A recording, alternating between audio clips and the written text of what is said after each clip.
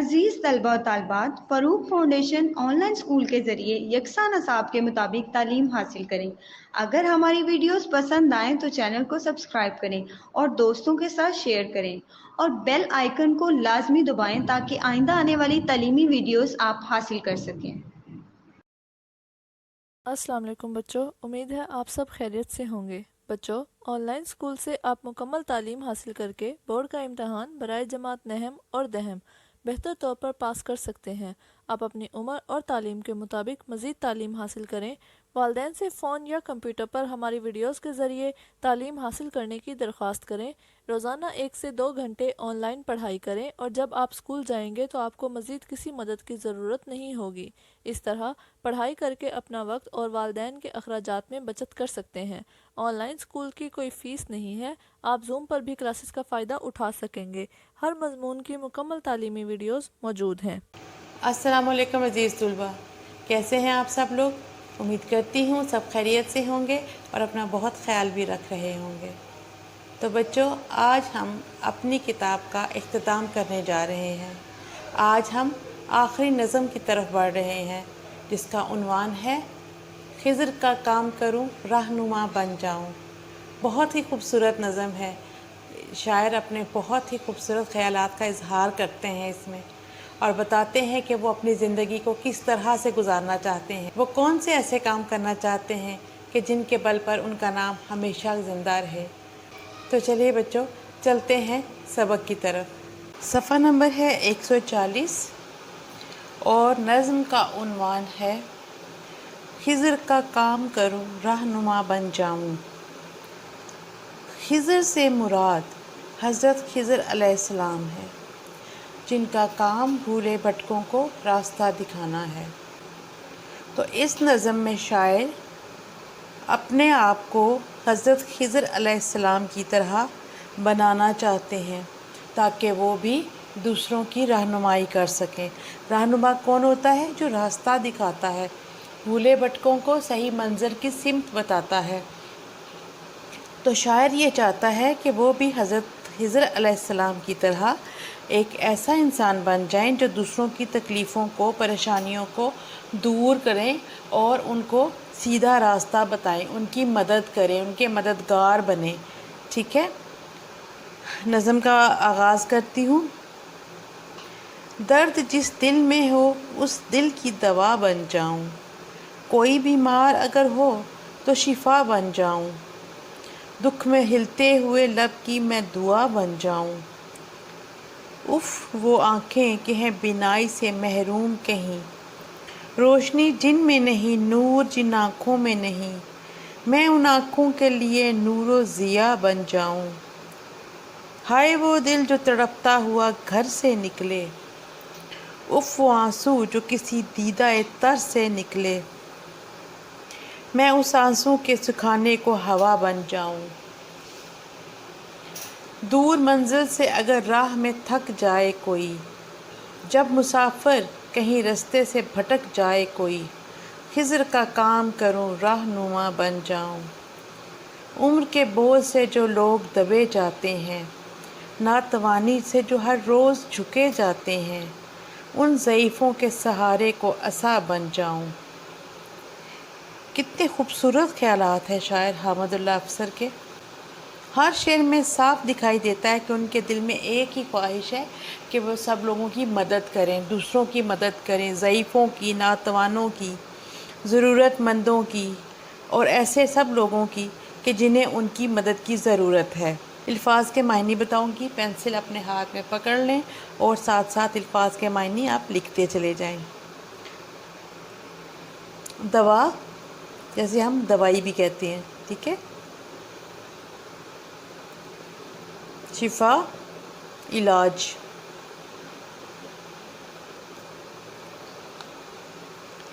بینائی، بینائی ہوتا ہے دیکھنے کی قوت۔ محروم، جس کے پاس کوئی چیز نہ ہو،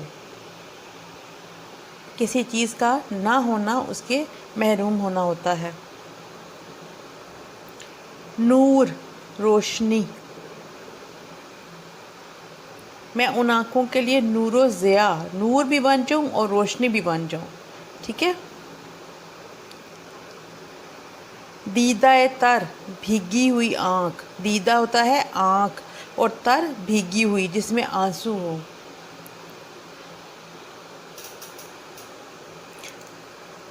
भटक जाए यानी कि रास्ता भूल जाए। भटक जाना, रास्ते से हट जाना, रास्ता भूल जाना। रहनुमा, रास्ता दिखाने वाला। नातवानी, कमज़ोरी, लागरी। झुके जाते हैं जिनकी कमर टेढ़ी हो गई है। आपने देखा है ना, जिन लोगों की उम्र ज़्यादा हो जाती है और वो बहुत कमज़ोर हो जाते हैं तो उनकी कमर झुकना शुरू हो जाती है। ज़ईफ़ होता है जो कमज़ोर होता है। ज़ईफ़ों, कमज़ोरों, ठीक है, वो लोग जो उम्र जो है उनकी बहुत हो गई है और वो अपनी ज़्यादा उम्र की वजह से ज़ईफ़ यानी कि कमज़ोर हो गए हैं। असा, असा होती है लाठी। हज़रत मूसा का असा मशहूर है ना, जब उन्होंने वो जादूगरों के सामने फेंका था तो वो सांप बन गया था। असा होता है लाठी। सबने अल्फाज के मानी लिख लिए। चले मैं अब आपको इसका पहले तर्जुमा बताऊंगी और उसके बाद हम इसकी तशरीह करेंगे, ठीक है। दर्द जिस दिल में हो उस दिल की दवा बन जाऊं। शायर अपनी ख्वाहिश का बयान करते हैं और कहते हैं कि अगर ऐसा हो तो कितना अच्छा हो कि जिस दिल में दर्द हो मैं उस दर्द के लिए दवा बन जाऊं। यानी कि जो शख्स तकलीफ़ में हो, जो दुख में हो, मैं उसके दुख का इलाज बन जाऊं।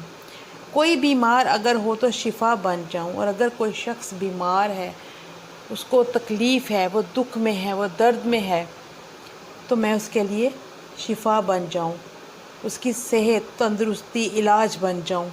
दुख में हिलते हुए लब की मैं दुआ बन जाऊं।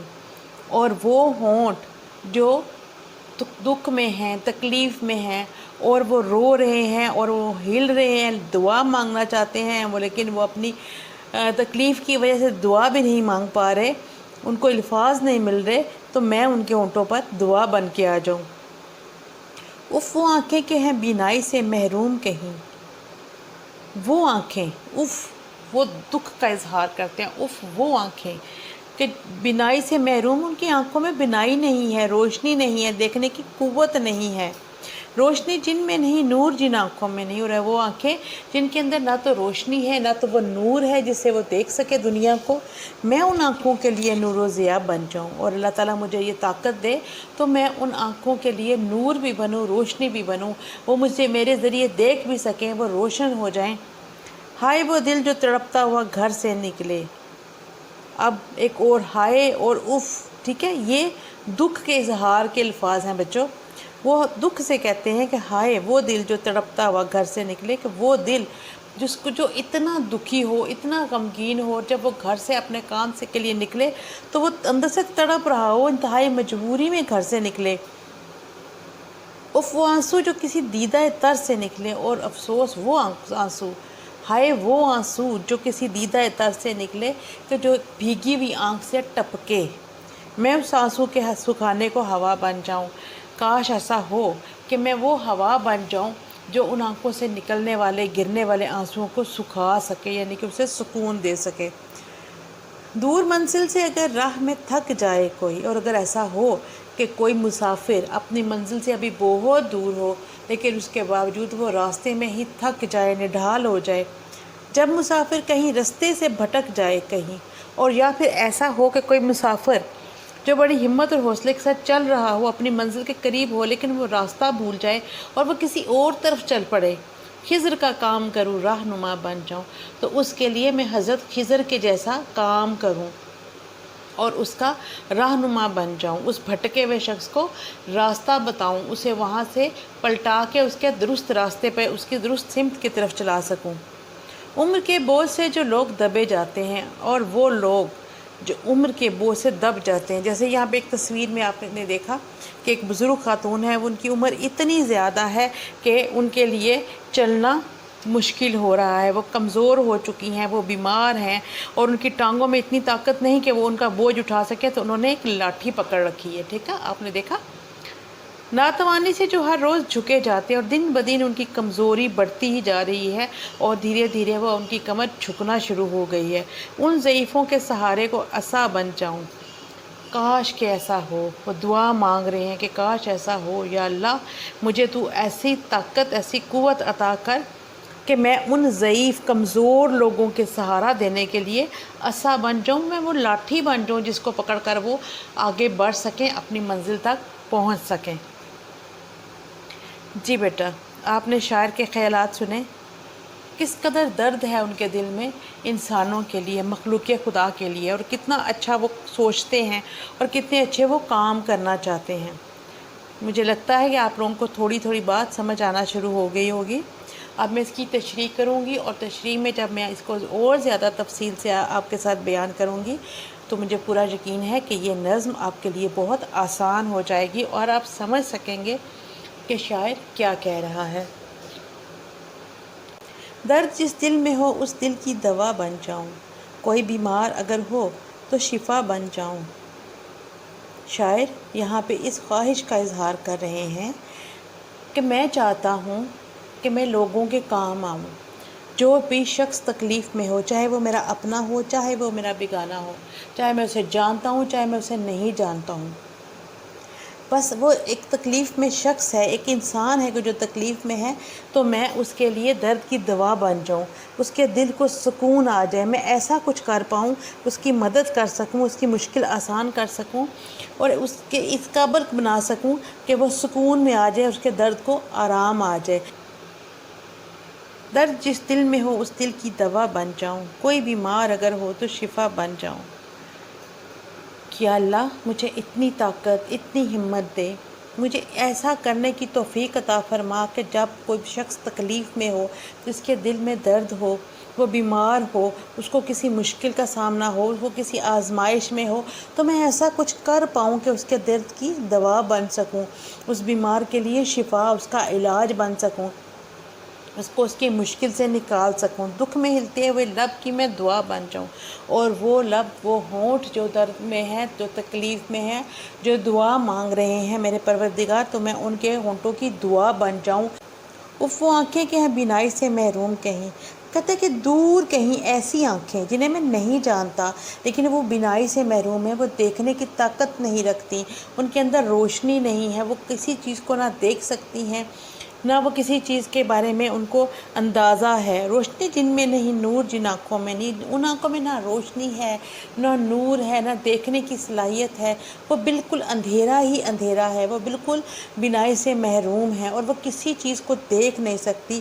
میں کاش ایسا کر سکوں کہ میں ان آنکھوں کے لیے نور و ضیاء بن جاؤں، میں ان کی روشنی بن جاؤں، میں ان کے اندر دیکھنے کی طاقت بن جاؤں، وہ میرے ذریعے دنیا کو دیکھ سکیں اور میرے وجہ سے ان کی آنکھیں روشن ہو سکیں، میں ایسا کچھ کر سکوں کہ ان کی آنکھیں بالکل ٹھیک ہو جائیں اور وہ روشن آنکھوں سے ساری دنیا کو دیکھیں۔ ہائے وہ دل جو تڑپتا ہوا گھر سے نکلے۔ اب اگلے شعر میں وہ یہ کہہ رہے ہیں کہ کوئی ایسا دل جو دکھ میں ہے، تکلیف میں ہے، وہ تڑپ رہا ہے، وہ اپنے گھر سے جانا بھی نہیں چاہتا، مگر زندگی کی مجبوریاں ہیں کہ اسے گھر سے نکلنا پڑتا ہے کمانے کے لیے اور کاموں کے لیے۔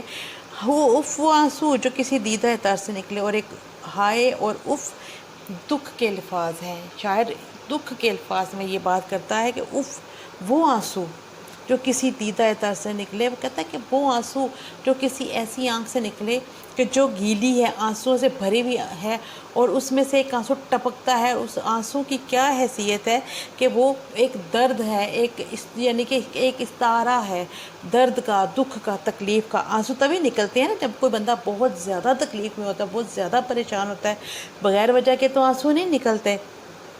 میں اس آنسو کے سکھانے کو ہوا بن جاؤں۔ یا اللہ مجھے قدرت عطا فرما کہ میں اس آنسو کو سکھانے کے لیے ہوا بن جاؤں، یعنی کہ اس کا علاج بن جاؤں، اس درد کا درما بن جاؤں۔ وہ آنسو جو کسی آنکھ سے نکلا ہے، میں اسے گرنے سے پہلے ہی سکھا دوں، اس کے لیے مجھے تو ہوا کا روپ دے دے میرے مالک، تو مجھے قدرت عطا فرما اور مجھے اس قابل بنا دے میرے مالک کہ میں ان آنسوؤں کو زمین پر گر کے ان کو بے وقت نہ ہونے دوں، بلکہ ایسی ہوا بن جاؤں جو ان آنسوؤں کو وہیں پہ سکھا دے۔ دور منزل سے اگر راہ میں تھک جائے کوئی، جب مسافر کہیں رستے سے بھٹک جائے کہیں، خضر کا کام کروں، رہنما بن جاؤں۔ اب ایک اور بات، ایک اور خواہش شاعر کی، اور وہ یہ کہ ایسا شخص جس کی منزل بہت دور ہو اور وہ چلتے چلتے تھک جائے، اتنا زیادہ تھک جائے کہ وہ آگے بڑھنے کی اس کی ہمت، اس کی طاقت ہی جواب دے جائے، اور یا پھر ایسا مسافر کہ جو بڑے جوش، بڑے جذبے سے اپنی منزل کی طرف بڑھے چلا جا رہا ہے، تیزی کے ساتھ اپنی منزل کے قریب پہنچ رہا ہے، مگر راستے میں کہیں وہ بھٹک جاتا ہے، راستہ بھول جاتا ہے اور اس کو سمجھ ہی نہیں آتی کہ وہ کس طرف جانا ہے۔ وہ اپنی منزل کی طرف بڑھنے کے بجائے اپنی منزل سے دور ہونا شروع ہو جاتا ہے، کیونکہ وہ راستہ بھٹک چکا ہے۔ بجائے اس کے کہ وہ منزل کی طرف تیزی سے بڑھے، وہ منزل سے دور ہونا جو ہے وہ شروع ہو گیا ہے۔ تو ایسی صورت میں میرے مالک، میرے مولا، تو مجھے ایسی ہمت عطا فرما، مجھے ایسی طاقت عطا فرما، مجھے ایسی جو ہے وہ قوت عطا فرما کہ میں حضرت خضر کی طرح رہنما بن کر اس کو سیدھے راستے پر لے کر آؤں۔ جیسے حضرت خضر علیہ السلام بھولے بھٹکوں کو راستہ بتاتے ہیں اور ان کو سیدھے راستے پر لے کر آتے ہیں، مجھے ایسا عقل و فہم عطا فرما دے کہ میں تیرے اس بندے کی مدد کر سکوں اور اسے بھٹکنے سے بچا کر اسے سیدھے راستے پر لے کر آؤں، تاکہ وہ جلد از جلد اپنی منزل پر پہنچے اور کامیابی کی خوشی جو ہے وہ اسے نصیب ہو۔ اگلے شعر میں وہ کہتے ہیں، عمر کے بوجھ سے جو لوگ دبے جاتے ہیں، ناتوانی سے جو ہر روز جھکے جاتے ہیں، ان ضعیفوں کے سہارے کو عصا بن جاؤں۔ بہت ہی خوبصورت خیالات ہیں شاعر کے، اور بہت ہی پیاری بات انہوں نے اس شعر میں کی ہے، اور ان کی سوچ آپ دیکھیں کتنی اچھی ہے کہ وہ کمزور، بوڑھے، ناتوان لوگ جو ضعیف ہیں، جن میں آہستہ آہستہ جن کا جسم جو ہے وہ کمزور ہوتا جا رہا ہے، لاغری کی طرف وہ بڑھ رہے ہیں، اور ان کا جو کمر ہے وہ جھکنا شروع ہو گئی ہے۔ ظاہر ہے جب انسان کی عمر بڑھتی ہے تو یہ سارے مسائل اس کے ساتھ پیش آتے ہیں، اسے ان ساری مسائل کا سامنا کرنا پڑتا ہے۔ تو وہ کہتے ہیں کہ جب انسان اس صورت میں پہنچ جائے، جب وہ بزرگی اور ضعیفی کی اس حد میں داخل ہو جائے کہ اسے ہر وقت کسی سہارے کی ضرورت ہو، تو یا اللہ تو مجھے ایسا عصا بنا دے ان لوگوں کے لیے، ایسا جیسے یہ لاٹھی ہے، ایسی لاٹھی بنا دے کہ میرے اوپر وہ اپنا بوجھ ڈال کر اپنے آپ کو لے کر اپنی منزل کی طرف چل پڑیں۔ جب انسان کوئی بوڑھا یا کوئی بزرگ یا کوئی بیمار جس کی ٹانگ میں بھی تکلیف ہوتی ہے اور وہ لاٹھی کے سہارے چل رہا ہے، تو آپ نے دیکھا ہوگا کہ وہ لاٹھی کے اوپر بوجھ ڈالے ہوئے ہوتا ہے، اپنا بوجھ اس لاٹھی کے اوپر ڈالتا ہے، اور اس کے بعد وہ خود کو سیدھا کرنے کی کوشش کرتا ہے تاکہ وہ سیدھا ہو کر چل سکے۔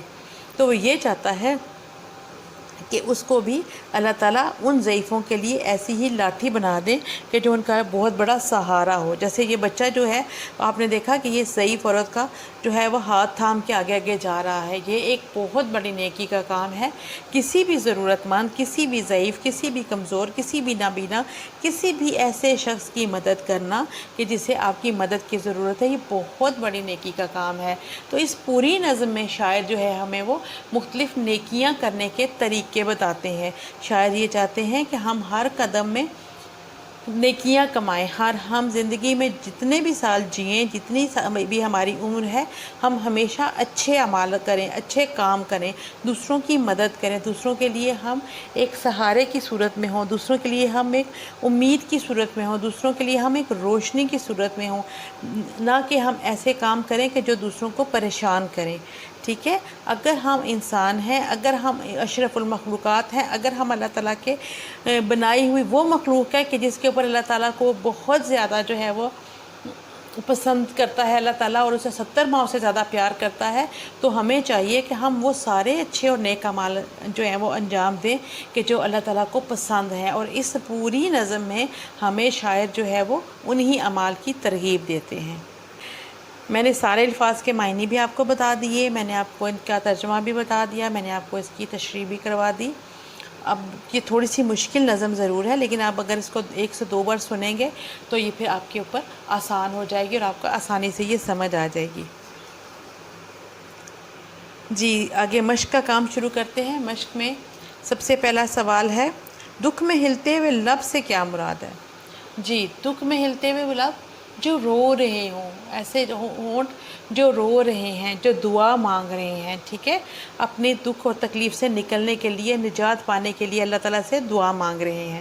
دیدہ تر کا کیا مطلب ہے؟ دیدہ تر کا مطلب ہے بھیگی ہوئی آنکھ، یعنی کہ ایسی آنکھ جس میں آنسو بھرے ہوئے ہوں۔ عمر کے بوجھ سے دبنے سے کیا مراد ہے؟ عمر کے بوجھ سے دبنے سے مراد ہے بہت زیادہ ضعیف ہو جانا۔